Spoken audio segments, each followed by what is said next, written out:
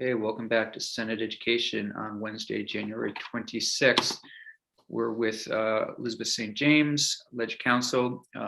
We are hoping to finish the creation of a committee bill today that will be a miscellaneous education bill that will cover a number of different items. For those watching who might be new to this process, this bill as written will come back to committee and we will treat it as a regular bill introduced, knowing therefore that language will change, I'm sure, quite a bit and edited before it leaves again, if it leaves again. But this would give us another vehicle to do some of our work. So with that, Ms. St. James, I believe you put it on our website and we'll take a look. And if you want to just take us through, no need to throw it up. We'll just follow along. Sure. Beth St. James, Legislative Council. I will wait until I see some. Looks like everyone's found it. If I'm reading faces correctly. Okay. Yes. So this bill, this miscellaneous bill has 5 sections, including the enactment date. The first section on page 1, line 9, is the determination of residency for tuition purposes regarding refugees. I believe we talked about this last week. Mm-hmm. So the section 1 amends section 2185 of Title 16, which is the determination of residency for tuition purposes statute in the Vermont State Colleges section of Title 16. The Vermont State Colleges includes the definition of the community college, includes the Community College of Vermont.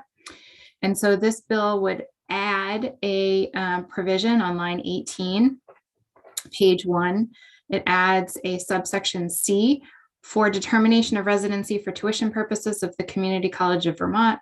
A person who resides in Vermont and meets the definition of refugee under Title 8 of the United States Code, section 1101A42 shall, upon arrival in Vermont and for the period of residency in Vermont, be considered a resident for in-state tuition purposes the start of the next semester or academic period. Senator Perslick. Yeah. Beth, did this include that issue that was brought up to us that they're like the incoming or existing Afghani refugees aren't really refugees, but have a different status? No. So this is the same language that we looked at last week with the federal definition of refugee. My suggestion to the committee, because there are, and I understand Mr. Little testified last week about some of the categories that folks can qualify for federal financial aid under is much broader than just this refugee definition. The landscape of non-citizen definitions is large, and so I can certainly include anything specific that the committee wants, but without more specific direction, I've just kept it to this definition at this point. Yes, Senator. Well, I would just hate that we pass this bill, but then the incoming 100 or so Afghanis can't make use of it. It would seem notable. So, and I thought maybe it was Mr. Little or somebody else that talked about what they thought this group coming in, because they're not refugees, but I can't remember the term they used, but if there's something that would encompass all these, the most recent refugees that we have, using the term loosely, I would be into that. Or if there's another way of broadening it so we can at least provide this benefit to the most recent incoming new Americans, that would be great. Yeah, and that would be the plan. Once we get the bill officially committed to committee, then we would start taking testimony on it in greater depth and make whatever changes. We may even strike this section if we can't find a good solution. We might, for example, just say, hey, I'm thinking CCB or some boards, we've got some schools coming in tomorrow also that may touch on this. They may say, hey, we can deal with this in our board of trustees or something like that. I was just trying to give us some kind of language just to get started with. But yeah, so that was the thinking. The term that Mr. Little used was humanitarian parole. Great. Yes, and the little research I've done on that, there's even more definitions under that general program that someone could qualify as in federal law. So nothing is straightforward. Okay, thank you. Section 2 on page 2, and I should say that I've put in reader assistance headings since none of these sections fit neatly with each other, just to help the reader understand what topic we're on. If the committee does not like them, I'm happy to remove them. I think it's great, as long as it's titled the Miscellaneous Education Bill. Otherwise, there's germaneness issues that some, God only knows, somebody would want to, question. But I think miscellaneous ed is the way to go. Sure. So section 2 addresses suspension or expulsion of students. This section in current law is found in the attendance and discipline chapter of Title 16, specifically section 1162. I'm going to scroll. I'm scrolling on my own computer. I would encourage you all to scroll down to page 3, line 7, subsection D. The committee will remember that last year this language was added. Section D did not exist before last year, and it was added to prohibit expulsion or suspension of a student enrolled in a public school who is under 8 years of age. And the added language in this bill is to extend that prohibition to approved independent schools or pre-qualified private pre-kindergarten programs. I believe that the public school moniker would include the public pre-kindergarten programs. That's why the only pre-qualified private kindergarten programs are called out specifically. I will note that this section, the entire section, if you read it without looking at D, really only applies to public schools. It references a superintendent or a principal, and then the state board and school boards. Section D, Section D that was added last year and in current state law also only applies to public school. This amendment would extend Section D only to approved independent school or pre-qualified private kindergarten programs. It would not extend the requirements of the entire section to approved independent schools or pre-qualified pre-kindergarten programs. And I say that just to point out to the committee for a policy consideration. The statutes on either side of this statute, so 1161A, which is the general discipline statute, and then 1163 is transfer or suspension or expulsion to others, transfer of suspension or expulsion to other schools. Both of those statutes also mention independent schools. So I'm just pointing that out as a potential policy consideration for the committee of whether or not, if you're going into this section, if there's any thought on extending it to apply totally to independent schools. Section D would not extend the entire statute. It would just, subsection D. It would just extend subsection D to those separate categories of schools. Okay. Section 3, I'm on page 3, line 13, entrance age threshold for public school kindergarten. We went over this language yesterday on or before December 15th, 2022. The Agency of Education shall issue a written report to the Senate and House Committees on Education on the impact of standardizing the entrance age threshold for public school kindergarten attendance. In preparing the report, the Agency of Education shall consult, and I added some language here. I believe it was Senator Lyons who pointed out that perhaps the entities who are involved in any pre-kindergarten screenings would be appropriate to consult with. I added the Department of Children and Families and the Department of Health, in addition to the V's that were included to begin with. And then it requires a report and any recommendations for legislative action. Okay. On page 4, last weighty substantive section, section 4, report and recommendations for a statewide uniform school calendar. On or before January 15th, 2023, the Agency of Education shall issue a written report to the Senate and House Committees on Education on the impact of creating a statewide uniform school calendar that shall include student attendance days, periods of vacation, holidays, and teacher in-service education days. The report shall include any recommendations for legislative action. The language regarding student attendance days, period of vacation, holidays, and teacher in-service education days is pulled from current state law about school districts. Those are the dates the schools in the district need to, or the categories of dates in a school district when they're doing a uniform school district calendar have to consider.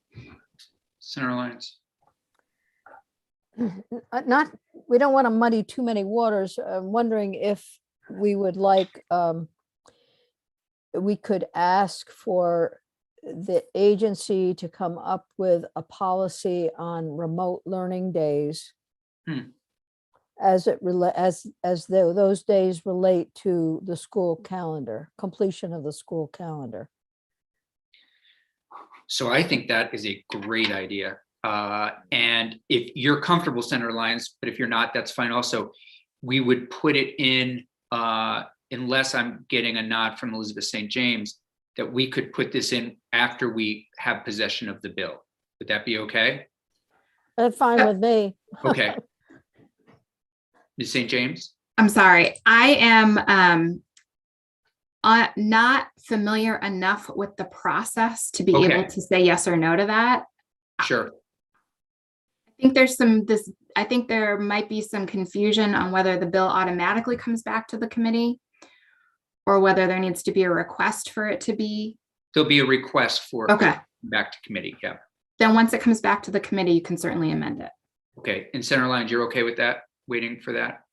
Okay, because I think that's a great idea and one that people have been talking about. This is a great vehicle and one that I had lost sight of. So if you would make it a note, Ms. St. James, that upon when we get it back, we will indeed add language, which I think is great for immediate reasons, but going in the future, I mean, for us to have this kind of thing settled science, if you will be terrific. So that's great. Okay. Any questions for us, Ms. St. James? And then, of course, the effective dates, section 5. I can take people through that if you'd like. Give you a little bit of a break. Any questions? Okay, seeing no questions, I would entertain a motion to approve this as a committee bill that will go to the floor, and upon arrival on the floor, we will make a request to return it to committee for our work. So moved. So moved by Senator Chittenden. Senator Hooker. Do we need a second? I'll entertain a second. Second. Second. All in favor? Aye. Aye. All opposed? Okay. So Ms. St. James, we will leave this in your hands at this point. I will check in, and if you wouldn't mind working with me to check in with Secretary Bloomer, just to make sure we all have the process from here on out, that would be a big help. Senator Perchlik. So I should, as the clerk, should I list Terenzini as absent? I mean, as abstaining? So it's being a committee bill. Senator Hooker, did you want to add something? We don't I don't Need think our to names back up? travel on it. I believe because we have the Okay. majority of the committee, I believe it'll just say committee bill. So Because it's just an introduction, not a pass. correct, it's just an introduction. Ms. St. James, if there's something different about that, you'll let us know. I will certainly do that. My understanding is that all we need to do is send it to editing. Yes, And then you and I, Chair Campion, need to say that the committee voted it out. terrific. And then after that, it's really the secretary's office. Okay, so there's nothing for Senator Perchlik to do at this point. I don't believe so. I'm not familiar Okay. enough with whether there's something for the committee assistant to do as far as getting anything to the secretary's office. But I can certainly send an email if that would be helpful to find out if there is anything that the clerk of the committee needs to do. I see Senator Lyons raising her hand. Yeah, we're going to probably have a similar situation tomorrow in our committee. And so the question is who submits it to the secretary's office after it's approved as a bill and it's edited, then you can send it on our behalf. That's a question. Can you send it on our behalf, on Chair Campion's behalf? I believe once I send it to editing, saying that the committee voted this bill out for introduction and Senator Campion replies all agreeing with that or affirming that, I believe that the editing department handles it from there.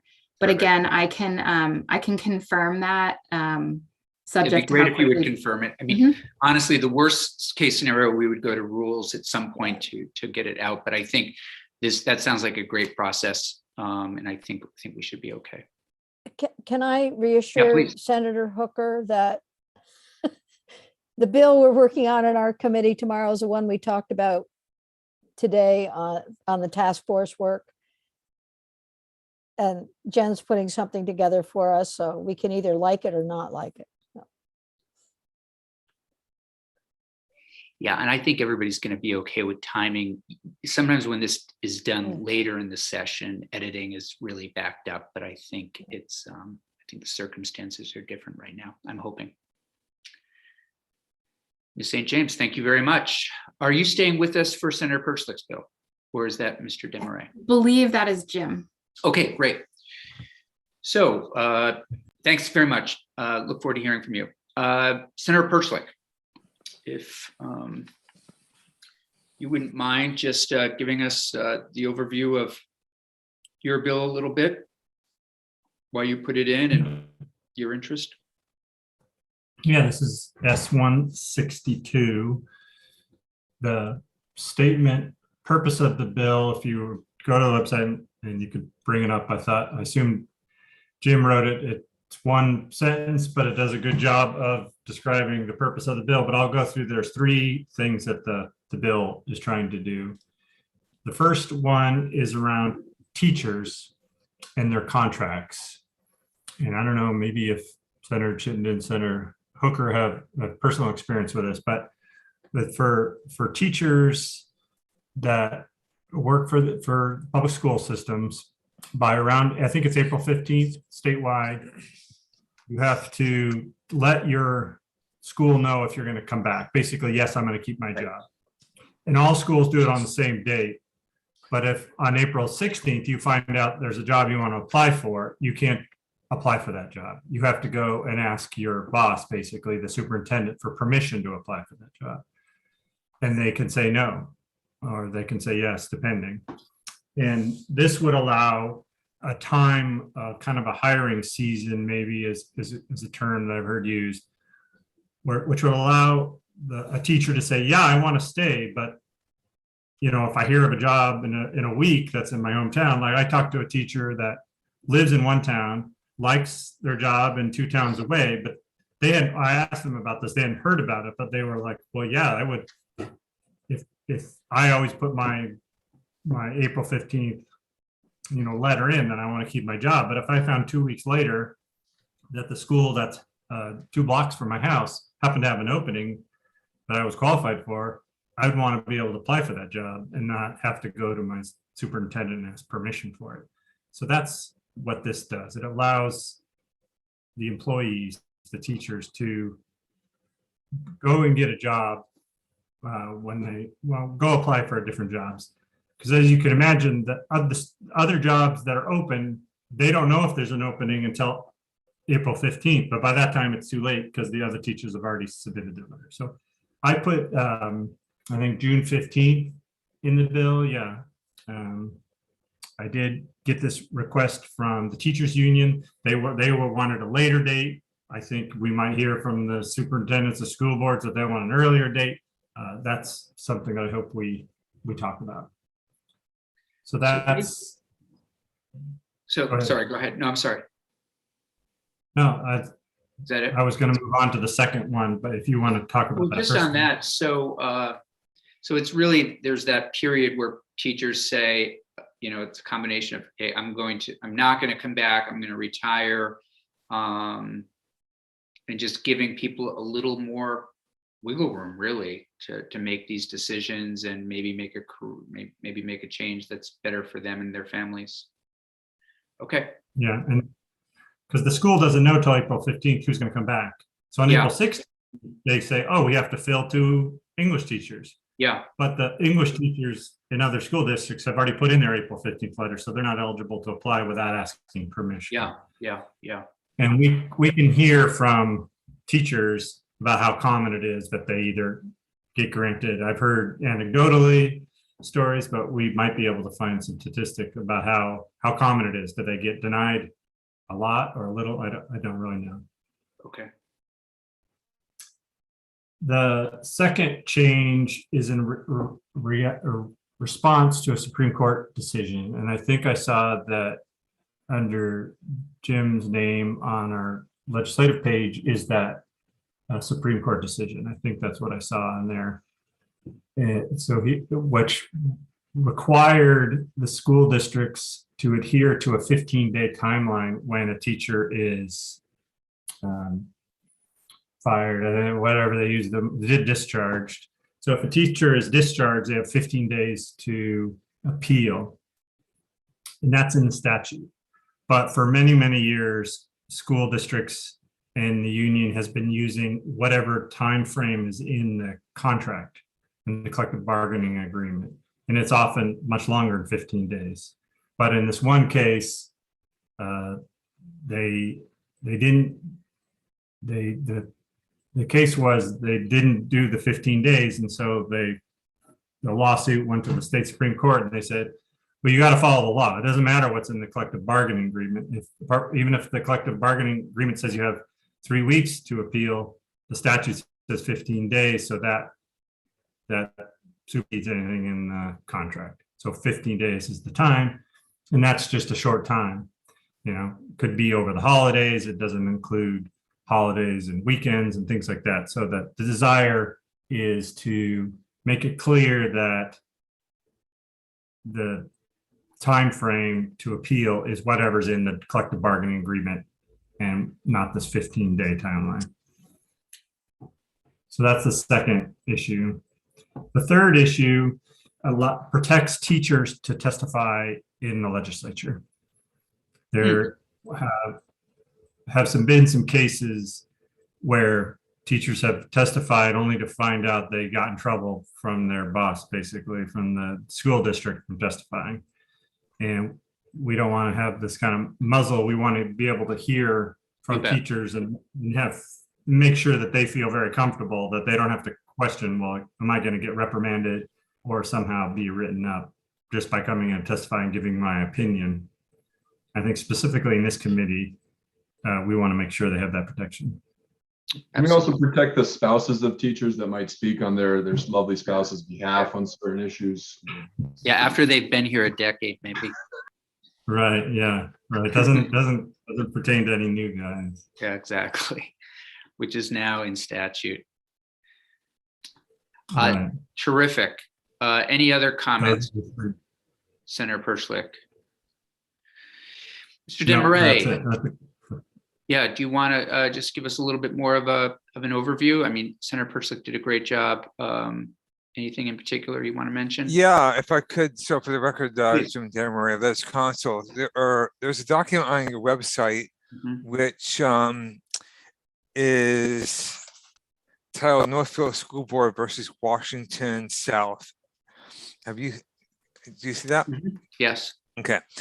So I wanted to give the legal background here because this bill, at least a provision of this bill, is designed in response to this case.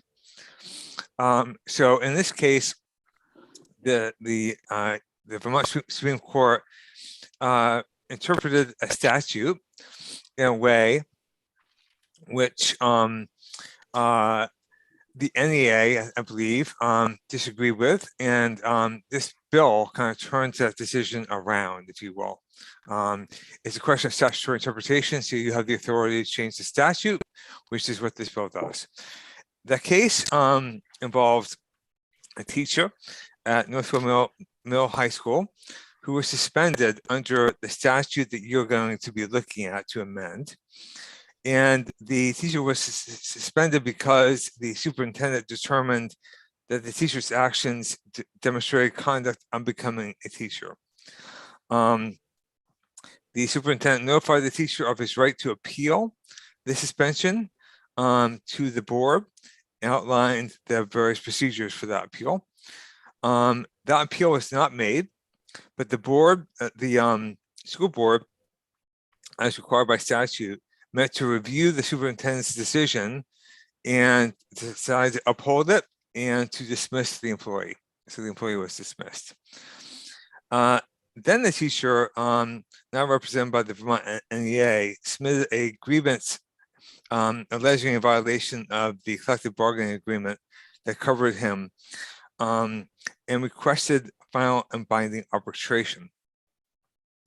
And the board responded to the Vermont NEA, declining to accept the grievance and saying that the teacher waived his right to file a grievance because he didn't follow the statutorily prescribed procedures in the statute we're about to go through. So to boil that down, basically teachers fired for conduct unbecoming a teacher. There's a whole statutory process for due process and appeals and things. That process wasn't followed. Instead, the teacher tried to use the grievance procedure in the collective bargaining agreement, and the school board said, no, you can't do that. You have to follow the process in the statute. Next page of the outline takes you through the current text of 1752, which I'm not going to go through in detail, but I just wanted to point out a few things. So if you look at that language, I have a box on line 9 that says non-renewal of contract. So in the case where the contract's not renewed, this is termination, but you're not renewing a contract for a teacher. There's language in statute now that says unless otherwise negotiated. I'm on line 11 of the second page of my outline. Unless otherwise negotiated, a teacher under contract to teach, whose contract is not renewed, etc. And there's a whole lot of process around contract renewal. But the unless otherwise negotiated means that whatever the statute says about contract renewal is superseded by what's in the collective bargaining agreement. Okay. Okay. Contrast that then to the next page, where I have on line 10. There's a provision about suspension and termination, which is what happened to this teacher, and subsection C through I here go through all the process requirements, all the rights of appeals and process requirements around suspending or terminating a teacher. But notice that language we had before that said subject to unless otherwise negotiated, that language is not here. So this process by statute, the judge said, has to be followed as it is, because there's no out to say that the collective bargaining agreement trumps the statute. Okay, so the omission of those words led to a conclusion here that the statute had to be followed. Then I just want to go over to the last page of my outline here, top of the page, where it says in sub J, no action shall lie on the part of a teacher against any school district for breach of contract by reason of suspension or dismissal unless the procedures described in this section have been followed by said teacher. So again, because there's no override of the collective bargaining agreement, we have to follow these requirements. So what the Vermont Supreme Court held in this case is that held in favor of the school board, so it denied the right of arbitration. And the court found that the statute does not allow teachers to negotiate in their contract alternative procedures. It provides that no action shall lie on the part of a teacher unless they follow the procedures in the statute. And there's an argument by the NEA that the term action means a judicial action and not arbitration. But the court found that this term is broad enough to encompass both judicial and arbitration. So basically, no action meant you can't have a grievance procedure. So there are issues that were identified in this lawsuit that the NEA wanted to, I believe, change. And this bill was put forward a couple of years ago and then reintroduced this year. And what this bill does, now going to the language of the bill, so it's S162. And what it does on page 2, the first provision here that's underlined on page 2 says, this is about contract renewal. So it says again that to Senator Persick's point, that a teacher who fails to perform his contract is barred from teaching for a year. Then it says, however, new language, from the date a teacher receives a contract for the following school year until June 15th of the same calendar year, a teacher shall have the right to interview for, be offered, and accept a new teaching position for the following school year without penalty. So that was the first part of what this bill does. It does not relate to the case I just mentioned. It's a separate provision. But B, this is where it talks now about the contract renewal process. It specifies here again that subject to collective bargaining, but the language has been changed to make it a bit more specific. But the main change is on page 3. And on line 7, it now says, unless otherwise negotiated in a collective bargaining agreement, the following provisions shall apply. And these are all those same procedural requirements around spending and termination of a teacher. So the statutory provisions are still here, but they're all now made subject to the collective bargaining agreement. So in other words, you can follow these procedures, or the collective bargaining agreement can have its own procedures. So that's a major change there. And then on page 5, line 3, it now says in subdivision, section D, no court action shall lie on the part of a teacher.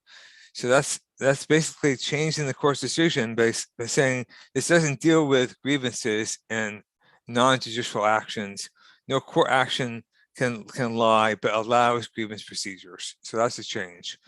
And then lastly, on this section, sub F on line 9, a teacher shall not be subject to discipline by the teacher's employer for testifying before the General Assembly or committee or before the State Board of Education. Again, that doesn't relate to the case. That's a different provision that Senator Persick mentioned. Section 2 is causes for licensing action.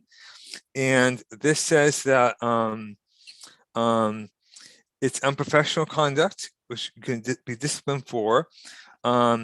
If a superintendent, this is new language on page 6, line 4, if a superintendent prohibits prohibiting or directing someone else to prohibit a teacher from exercising the teacher's right to interview for, be offered and accept a new teaching position.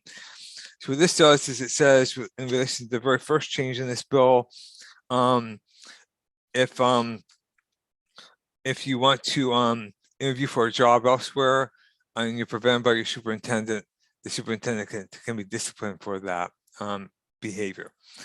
Effective date is on passage. So in summary, 3 parts of this bill. One part is dealing with this Northfield case.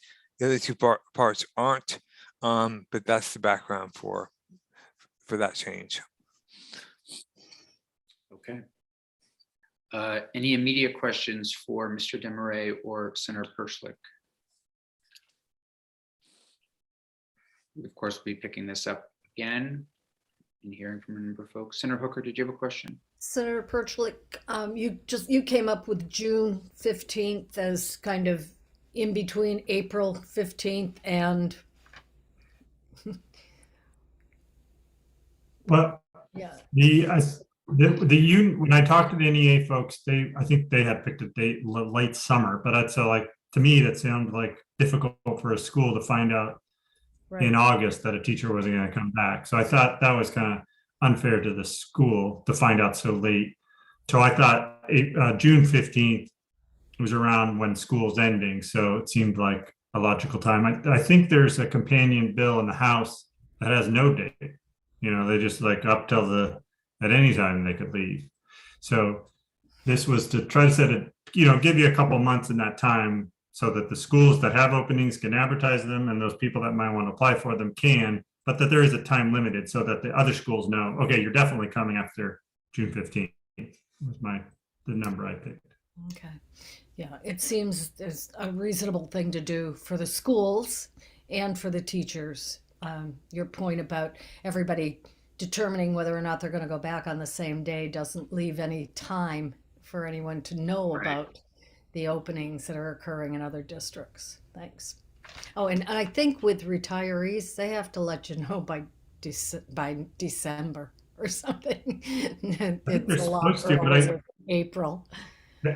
I think they're supposed to, but I heard anecdotally that some people don't. They just don't return their letter on April 15th, and that's how the school finds out. So maybe they're supposed to, but since they're retiring, they probably don't care if they get in trouble on that point. But one thing that will say, and that I was concerned about, and I think we will hear this from superintendents and school board, maybe others, is there's an opportunity or a potential problem that if schools that have more resources kind of using this to draw good teachers away from districts that are under-resourced. And it's something we wouldn't want to exacerbate. If there's some districts that have a hard time holding teachers, they always get the teachers, they train them up to become good teachers, and then they always get snatched up by the bigger school districts. In one regard, that's kind of, we want to reward the teachers that are good teachers and sought after if they can go to a district they'd rather live in or for better pay. But at the same time, we don't always make it difficult for poor districts to hold on to their good teachers.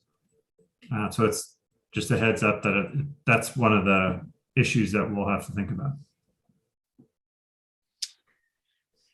Yeah, no, it's a great point. And, it happens in so many professions, I'm sure hospitals as well, where you have physicians, nurses, others that make these moves. And we just have to continue to treat school personnel as the professionals that they really are, and let them make these decisions without sort of boxing folks in.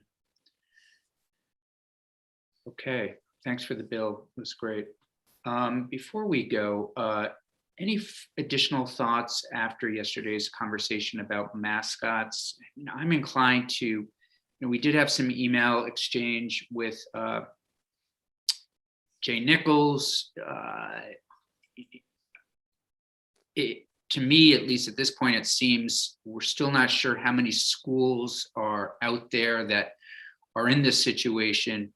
But I'm feeling like a general review of your mascot, giving people a couple of years to review it, have the conversations, change based on the bill itself. And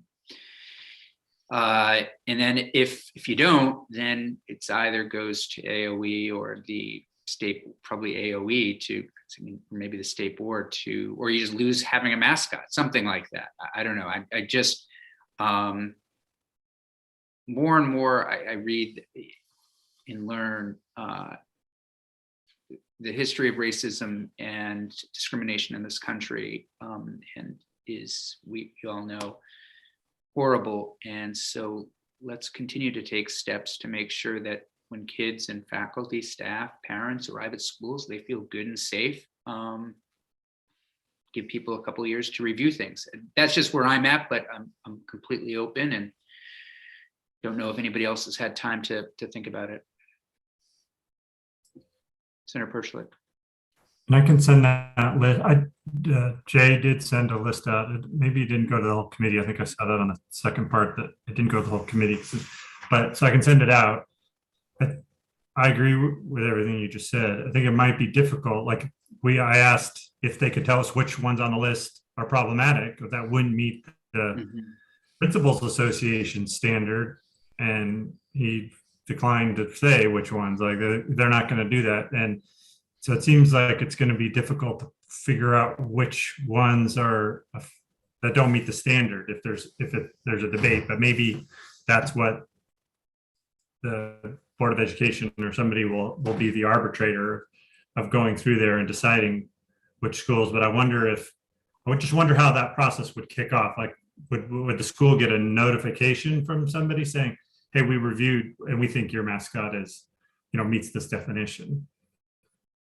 But maybe that's in the bill. No, it's a great question. Maybe it is, again, if we ask everyone everyone to review, dig in, take a look, keep it local, give young people an opportunity to weigh in and learn through this experience, people may come up with different things. And your point's a great one around, all right, so who's the arbiter of this? Probably the agency or the state board. And we might work on some guidelines that Senator McCormick's already started us down that path. And if Jay had sent around and said, hey, there's one school that we're concerned about, I would say, let's write to that school. Let's just say, hey, can you folks get on this? But it seems like there might be more. Senator Chittenden? So my thoughts on the bill as we read it and walked through it, and also with the conversation from Jay yesterday, is I just don't think the language that is before us will necessarily address some of the really touchy areas that many communities have struggled with. Maybe I'm just not reading it right, but I just don't see how what was before us from the McCormick bill would have helped the rebel fight that I'm so familiar with South Burlington. I don't even know if it would actually help the what's going on in Rutland right now, or those other 12 that have been alluded to in these conversations. So one idea that came to mind, and maybe I hope Vermont Digger's not watching right now because this might get a crazy article. What if we pass a bill that every school just can only pick animals as their mascots? The bears, the snakes, the mongooses. Just cut it off. Is there a politically charged or dangerous animal out there? I don't know. But maybe that's a better approach to take, rather than that might give some help to these local fights over these names that both sides of the argument are so impassioned over. Yeah. You're a rabble rouser. I know he and I am hoping The that rebel. Digger is Yeah, watching. he's a rebel. Class of 95. If Digger isn't watching, I'll text them and have them just review that last 5 minutes.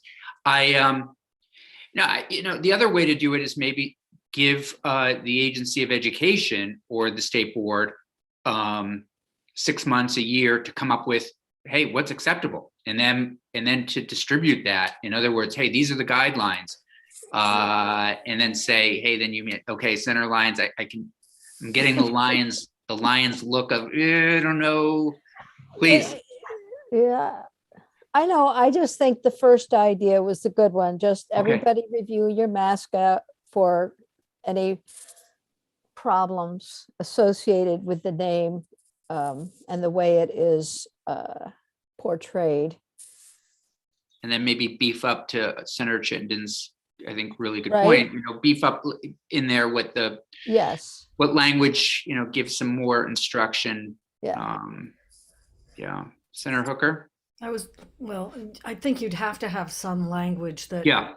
pointed to what was acceptable and what was not, because Yeah. again, who's to determine what's acceptable and what's not in the discriminatory community? Right. something. Yeah. Yeah. Not easy. No, it's not. But, Again, yeah. would love to do something, but this is helpful. Jim, I don't know if you can take a look to see, and if you can't, we can always ask the Principals Association to have other states put out some guidelines on this, and we can always ask Jay Nichols if you don't have the time. If you don't mind, that'd be helpful. Absolutely, yeah, absolutely. Yeah, we'll see what other states have done, or other municipalities. Sure, he'll be thrilled. We'll look forward to the challenge. Great. Okay. Committee, anything else? Almost 4:30. It was really an interesting day. Great day. Thanks, everybody. And look forward to Jim. Thanks again. I mean, this is a heavy topic. And if you could stick around for a few minutes, we can talk about next week's schedule as it relates to 219. But otherwise, we'll leave it there. Thanks, everybody.